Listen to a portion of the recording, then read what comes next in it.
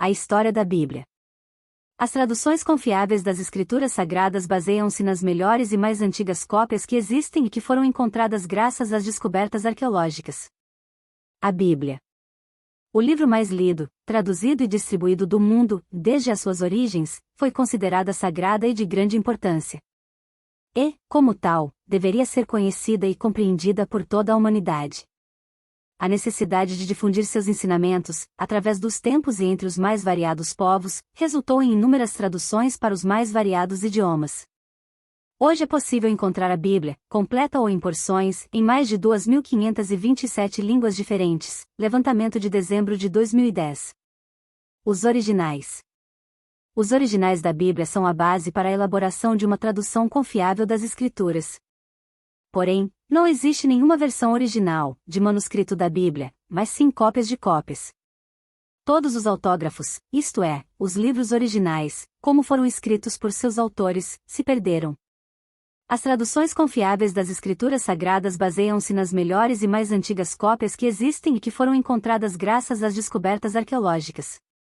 Grego, hebraico e aramaico. Esses foram os idiomas utilizados para escrever os originais das Escrituras Sagradas. Antigo Testamento. A maior parte foi escrita em hebraico e alguns textos em aramaico. Novo Testamento.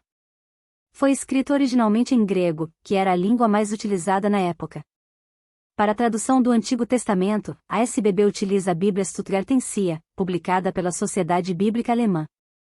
Já para o Novo Testamento, é utilizado o The New Testament, editado pelas Sociedades Bíblicas Unidas. Essas são as melhores edições dos textos hebraicos e gregos que existem hoje, disponíveis para tradutores. Antigo Testamento Hebraico. Muitos séculos antes de Cristo, os escribas, sacerdotes, profetas, reis e poetas do povo hebreu mantiveram registros de sua história e de seu relacionamento com Deus.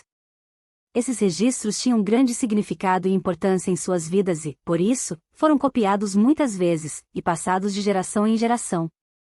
Com o passar do tempo, esses relatos sagrados foram reunidos em coleções conhecidas por a Lei, composta pelos livros de Gênesis, Êxodo, Levítico, Números e Deuteronômio. Os profetas incluíam os livros de Isaías, Jeremias, Ezequiel, os 12 profetas menores, Josué, Juízes, 1 e 2 Samuel e 1 e 2 Reis.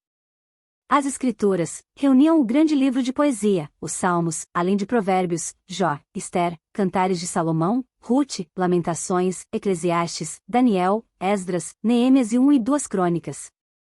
Esses três grandes conjuntos de livros, em especial o terceiro, não foram finalizados antes do Concílio Judaico de Jamnia, que ocorreu por volta de 95 d.C.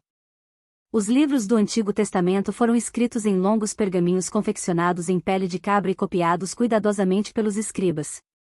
Geralmente, cada um desses livros era escrito em um pergaminho separado, embora a lei frequentemente fosse copiada em dois grandes pergaminhos. O texto era escrito em hebraico, da direita para a esquerda, e, apenas alguns capítulos, em dialeto aramaico. Hoje se tem conhecimento de que o pergaminho de Isaías é o mais remoto trecho do Antigo Testamento em hebraico. Estima-se que foi escrito durante o século II a.C. e se assemelha muito ao pergaminho utilizado por Jesus na sinagoga, em Nazaré. Foi descoberto em 1947, juntamente com outros documentos em uma caverna próxima ao Mar Morto. Novo Testamento Grego. Os primeiros manuscritos do Novo Testamento que chegaram até nós são algumas das cartas do apóstolo Paulo, destinadas a pequenos grupos de pessoas de diversos povoados que acreditavam no evangelho por ele pregado. A formação desses grupos marca o início da igreja cristã. As cartas de Paulo eram recebidas e preservadas com todo cuidado. Não tardou para que esses manuscritos fossem solicitados por outras pessoas. Dessa forma, começaram a ser largamente copiados e as cartas de Paulo passaram a ter grande circulação. A necessidade de ensinar novos convertidos e o desejo de relatar o testemunho dos primeiros discípulos em relação à vida e aos ensinamentos de Cristo resultaram na escrita dos evangelhos que, na medida em que as igrejas cresciam e se espalhavam, passaram a ser muito solicitados. Outras cartas, exortações, sermões e manuscritos cristãos similares também começaram a circular. O mais antigo fragmento do Novo Testamento hoje conhecido é um pequeno pedaço de papiro escrito no início do século II depois de Cristo. Nele estão contidas algumas palavras de João 18.31-33, além de outras referentes aos versículos 37 e 38. Nos últimos 100 anos descobriu-se uma quantidade considerável de papiros contendo o Novo Testamento e o texto em grego do Antigo Testamento. Outros manuscritos.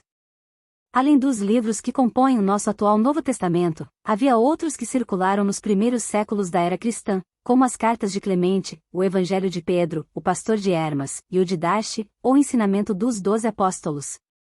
Durante muitos anos, embora os evangelhos e as cartas de Paulo fossem aceitos de forma geral, não foi feita nenhuma tentativa de determinar quais dos muitos manuscritos eram realmente autorizados. Entretanto, gradualmente o julgamento das igrejas, orientado pelo Espírito de Deus, reuniu a coleção das Escrituras que constituíam um relato mais fiel sobre a vida e ensinamentos de Jesus. No século IV d.C. foi estabelecido entre os concílios das igrejas um acordo comum, e o Novo Testamento foi constituído. Os dois manuscritos mais antigos da Bíblia em grego podem ter sido escritos naquela ocasião, o Grande Codex Sinaiticus e o Codex Vaticanus. Estes dois inestimáveis manuscritos contêm quase a totalidade da Bíblia em grego. Ao todo são aproximadamente 20 manuscritos do Novo Testamento escritos nos primeiros 5 séculos. Quando Constantino proclamou e impôs o cristianismo como única religião oficial no Império Romano, no final do século IV, surgiu uma demanda nova e mais ampla por boas cópias de livros do Novo Testamento.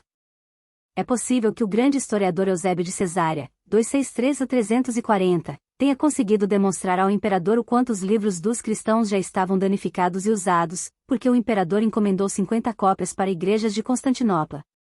Provavelmente, esta tenha sido a primeira vez que o Antigo e o Novo Testamentos foram apresentados em um único volume, agora denominado Bíblia. A primeira tradução. Estima-se que a primeira tradução foi elaborada entre 200 a 300 anos antes de Cristo.